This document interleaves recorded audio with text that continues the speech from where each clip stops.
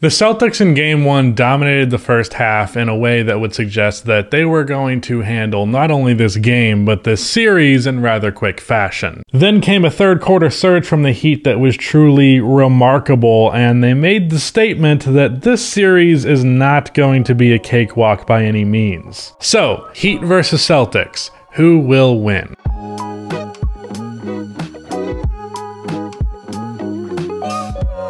Before I continue on with this video, if you are new to this channel and you haven't already, then please be sure to subscribe for basically daily high quality playoff content over here, and go subscribe over to my second channel where I'm trying to hit 100K by the end of the playoffs, where there is some lower quality playoff content, but still trying to cover all of my bases and do basic post-game recaps. Also drop a like on this video. It only takes 1 second and makes a massive difference in how the video performs in the YouTube algorithm. A lot of people went into this series wrongly expecting it to be lopsided. Now don't get me wrong, I picked the same team to win that most people did.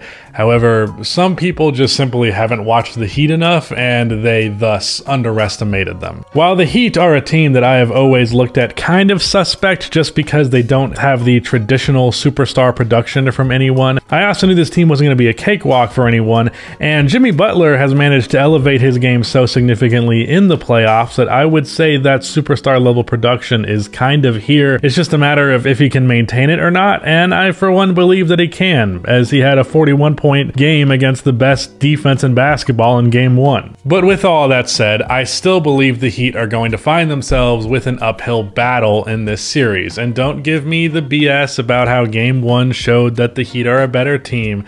It's not really a playoff series until a team loses on their home floor.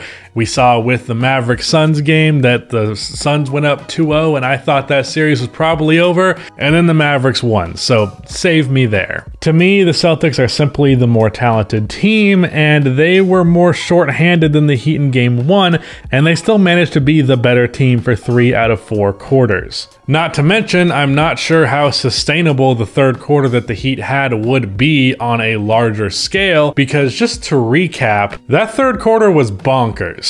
Miami outscored Boston 39-14. Jimmy Butler was unstoppable going to the rim. Gabe Vincent hit a bunch of difficult shots. Defensively, I've never seen more forced turnovers in my life. Jayson Tatum had 6 turnovers alone in that third quarter. It looked like Boston struggled to just get the ball up the floor, let alone score. Like, you do not get that level of dominance on both sides of the ball, and you really needed something that extreme for a quarter to even win this game. So, not particularly sustainable. So all of this said, I'm not underscoring the ability of the Heat to potentially even win this series, but at the same time, I'm not going on the opposite end of the spectrum and then acting like the Celtics have no chance because of everybody overreacting to one game. So with that said, let's talk about how the Celtics defended the Heat. There were some noteworthy problems. First and foremost, they played a good amount of drop, which is perfect against the likes of Jimmy Butler or even Victor Oladipo, but they also did it against Tyler Hero and Gabe Vincent, both players who are extremely capable pulling up.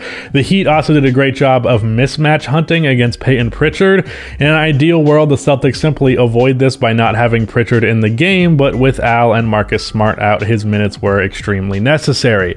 The best they can do is try and fight through screens more aggressively, especially against a non-shooter like Butler, who benefited way too much from the switch. Outside of that, I think the Celtics did a solid enough job with the lack of personnel. They didn't let Miami's handoff action bother them too much. They stuck to their man for the most part, and any openings that were there were strategic openings. But that third quarter explosion still happened, so there's definitely room for improvement. Luckily, Al Horford will be back for Game 2 and presumably the rest of the series, but Marcus Smart, still no timetable on him, and Derek White is out today because his wife is having a baby, so congrats to them. Most of the problems with the Celtics defense, I think, is simply solved by their defenders returning, basically. The one big change I would make personally is I would put Jayson Tatum on Jimmy Butler. They went with Brown in this one, and while Jaylen is a great one-on-one defender, I do think Tatum's length has the potential to bother Jimmy more than Brown did,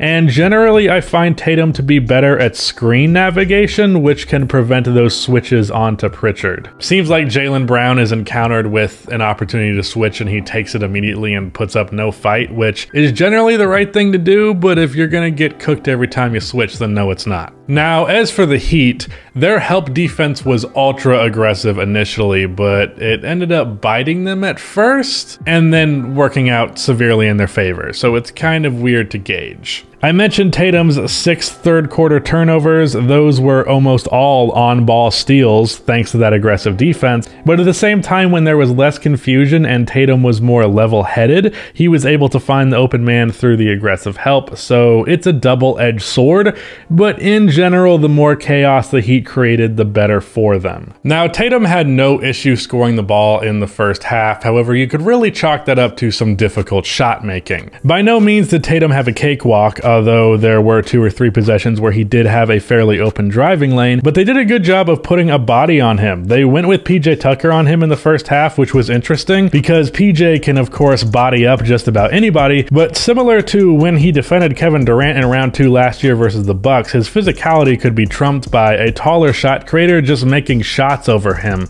and that's what Tatum did for the most part.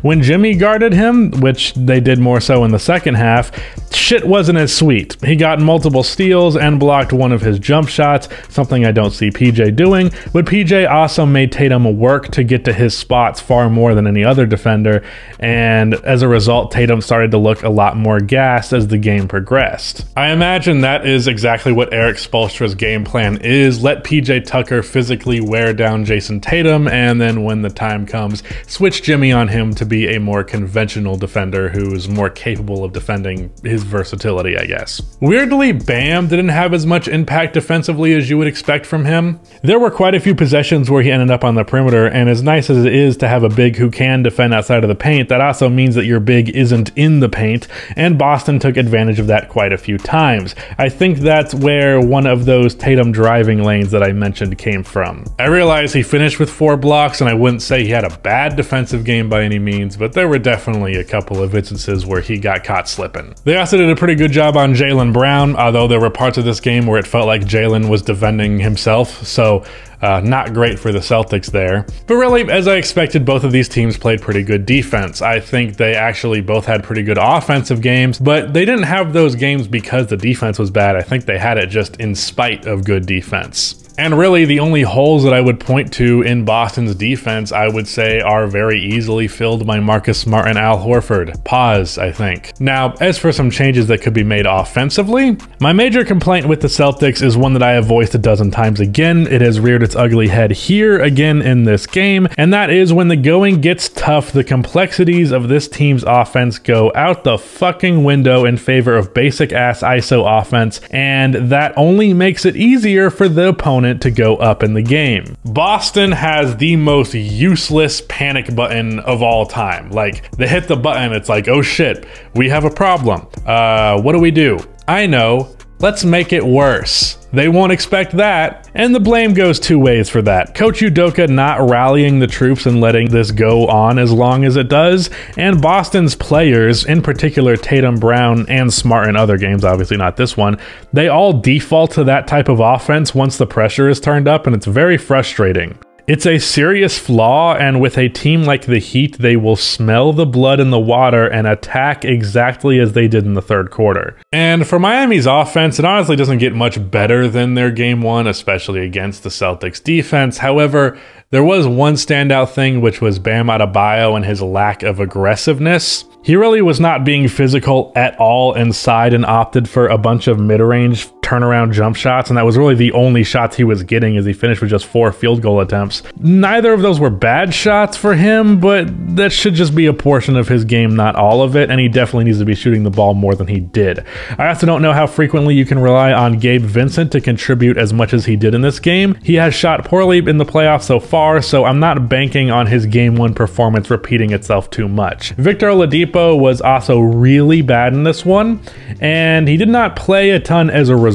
So far, his good play in the playoffs has been an added bonus, but against Boston, it might be more necessary than in the past. Luckily, all of this slack was picked up by Jimmy Butler in his 40-piece. However, once again, this is not something that I would feel comfortable banking on. While I by no means expect Jimmy Butler to really struggle in this series to score the ball, it's not like he's going to average 40 points per game. Cut to when he actually averages 40 points per game. With all that said, I'm going to be leaning with Boston in this one. I haven't exactly directly hitting that. And really one of the main reasons why is I think the Bucks were better than the Heat, and if you can beat the Bucks, then by extension, you could probably beat the Heat. Now, it's worth mentioning that the Heat match up better versus the Celtics, and that does split that difference quite significantly, but I just think this Celtics team is simply better, and I'm counting on that being the difference maker in the series, unless Smart's injury and Al's health and safety protocols end up lasting longer than is expected. So I'm going to go with Boston in 6 or 7 in this one. Shout out to Rudy for editing this video, and that is the end of this video. Please be sure to like and subscribe for more content like this, and keep watching music.